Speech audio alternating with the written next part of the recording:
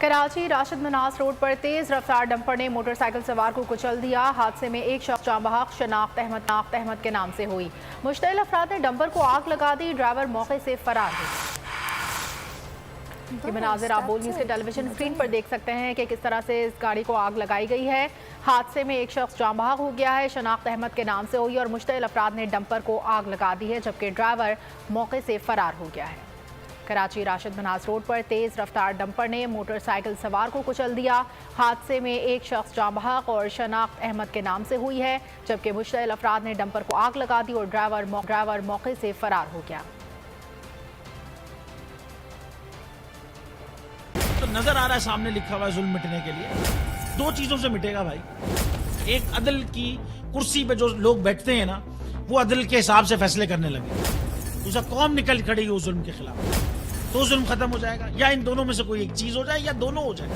अगर 420 का मुकदमा था, उस वक्त अदलिया में जो लोग बैठे हुए केस देख रहे थे, वो पूछते ना यार चीट हुआ कौन है। जब उनको दिखता कोई चीट नहीं हुआ, केस खत्म कर देते। तो जालिम जुल्म कर ही नहीं पाता। 9 जजेस ने नोट बिफोर किया मेरे केस को यार, 1.5 साल चला।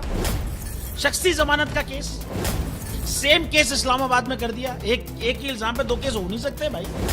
मतलब 60 दिन का वक्त होता है। 102 दिन के बाद मैं जीत गया, केस बरी हो गया। 102 दिन के बाद अपील फाइल की, एक्सेप्ट कर ली। नहीं करते ना एक्सेप्ट, खत्म हो जाता ना जुल्म यार।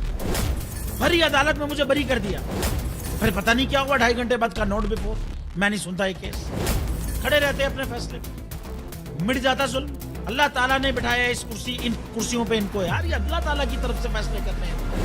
तो या तो ये फैसले आएंगे, जुल्म मिट जाएगा, या कौम खड़ी हो जाएगी जुल्म के खिलाफ।